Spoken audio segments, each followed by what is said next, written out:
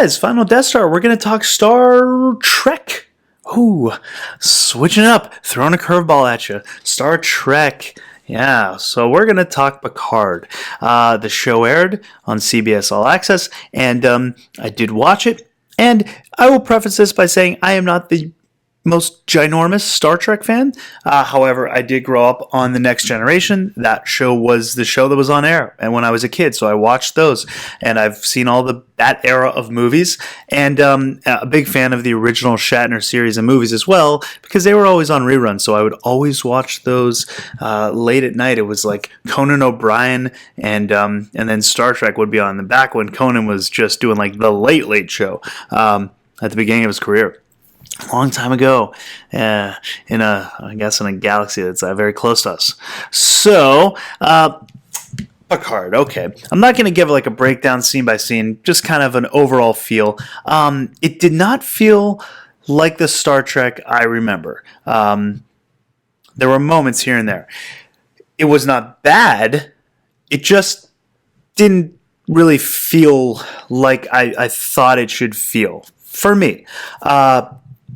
The opening credits, for one, definitely not Star Trek, had a very Netflix type intro. That's kind of, I guess, the status quo right now as far as shows go. You have that Netflix type intro. That's kind of all the shows are going for, that sort of effect and that vibe.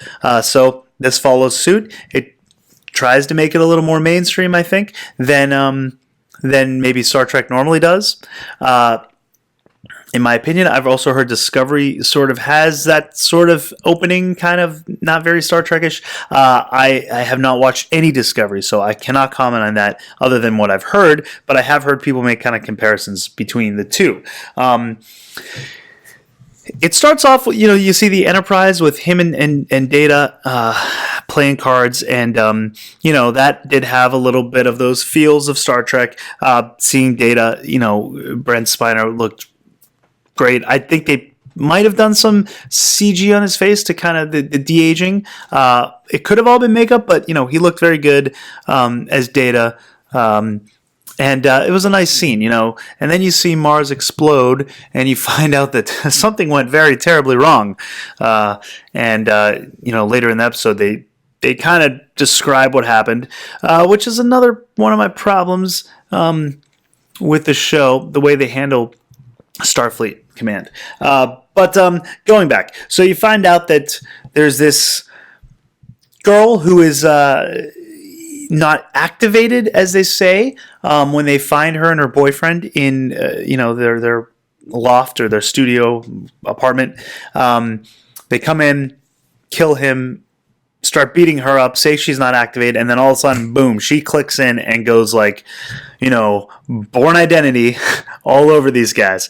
It very much had the show reminds me of Born Identity, Matrix type scenes, and I don't know, even I guess a little Star Wars EU with the Jedi, with the super twins, kind of Jedi twinish. Very light on that, but just the tones that I was picking up when I first watched it. So she goes into this super battle mode and takes them all out, and she goes and finds Picard. You find out that basically she is a clone, sort of Data. And there's two of them. At the end of the episode, you find out she has a twin, although they kind of hint at that earlier on. I don't know. She's got this. I guess she was cloned for military purposes. You're not really sure, but she definitely knows how to do stuff that she didn't even realize she knew how to do. There's a scene where she's talking to Picard and saying like, something inside of me just, clicked, and it was like, I don't know, lightning, I think, and she says, or something like that in a bottle, and she just knows how to do all this stuff. Very similar to Jason Bourne. He gets attacked. Like the first scene we see him, he's on the park bench. He gets attacked by two cops, and he's just taking them out, and he doesn't know how he's doing it. So, it's kind of reminiscent of that, where she's like the sleeper cell agent, I guess you could say, which is okay. but it did definitely remind me of those of the Bourne Identity movies. And then there's the scene where she's on the staircase and she's talking to Picard, and all these I think they're all Romulans are beaming down and trying to attack her, and she's taking them all out like the Matrix style. And the fight scene choreography is good. Like the fight scenes are well choreographed. It's just, it's a lot of action. It doesn't feel like Star Trek. It feels more like an espionage type spy sort of thriller show than it does Picard. He gets blown back like 30 feet from an explosion. I guess he's okay. He's an elderly gentleman, and Sir Patrick Stewart, and apparently that's okay. He's still built like an ox, although he doesn't look quite like it. But nevertheless, he's fine. He just gets a little concussion, I suppose. A couple other things. Picard has 2 Romulans as his house servants, maids. I don't know what the role exactly is. Caretakers, I guess I should say. The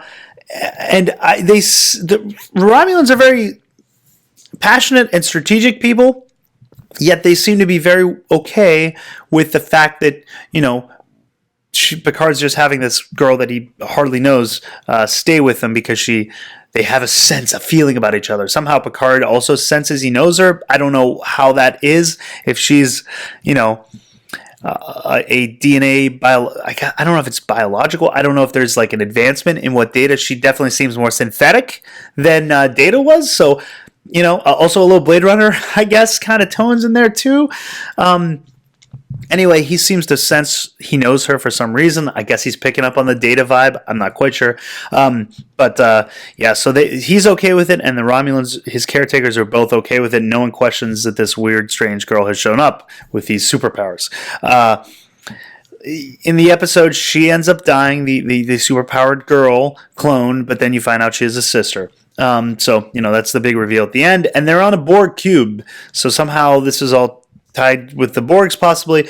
We're not quite sure what the deal with the sister is. She's some doctor, but she doesn't. I suppose she doesn't know that she is a clone, because it seemed like the other sister didn't realize that she was what she was. She thought she was real. So, a couple of things though. The Starfleet command. You find out that Picard has this interview with this woman, and she kind of sabotages him during the interview and starts blaming him for everything that happened, why he walked away from Starfleet Command. You find out that the Romulan home planet was being destroyed by a supernova. Somehow they didn't realize this. Again, very strategic people didn't realize that their sun was exploding. But I guess you could say the Kryptonians also were arrogant, and ignorant to this fact, because it happened to them as well, and they were also very highly advanced civilization, but Krypton got destroyed. So, I'll give it a pass. But the thing I don't give a pass to is that Starfleet Command let them die. They were supposed to save them, but they don't. They decide to pull out from the evacuation and let them die. Millions and millions have died. I don't know how many Romulans are left. Clearly, they were all over the galaxy. So, I don't know how much of the population, but it was their planet. So, probably a lot of them. But Starfleet Command pulls out. I don't buy that. I don't see Starfleet Command ever doing that. But that's what the show says, so it's the case. And Picard walks away from Starfleet Command. That's not the character of Picard that I know either. He would fight tooth and nail to save whatever he could of Starfleet Command. He is that kind of person. He wouldn't give up and walk away. So, and that's what he says. He gave up and walked away because he didn't. Starfleet Command was no longer Starfleet Command. I have issues with that. I feel like that's just the storytelling to get them to the point of the show, instead of really giving a verified or a realistic reason, because it doesn't fit the. It's like Luke Skywalker going off to a planet and giving up the Force. It doesn't fit the character. But so I have issues with that. They do have a flashback scene where you see Worf and is the Klingons of the Klingons you expect, not the Discovery version, which I know is a huge thing for big, diehard fans. They're going to be very happy that it's Worf. But of course it has to be, because, it's the Next Generation era, so you have to give those flashbacks. So that felt like Star Trek, the flashback scenes. So overall, you know, I gave it a 5.5 out of 10 just because I'm willing to see where it goes. It doesn't feel like Star Trek. It feels like, you know, more like the shows and movies I mentioned, but I'm willing to see where it goes. So, you know, overall the episode's not terrible. It just doesn't feel like Star Trek to me. So we're going to see, you know, going forward how it progresses and if they kind of right the ship. I know there was a lot of issues in pre-production. They had fired certain people, brought on other people. So as the show goes along, you know, it might change in tone, but we'll have to see. Those are my initial thoughts. Let me know if you watched it, if you are excited to see the rest of it, what your viewing enjoyment of the show was. 1 to 10, what would you give it? What's your rating? And do give a like to this video, and don't forget to subscribe. Thank you very much for watching, and until next time, lock the doors and hope they don't have blasters.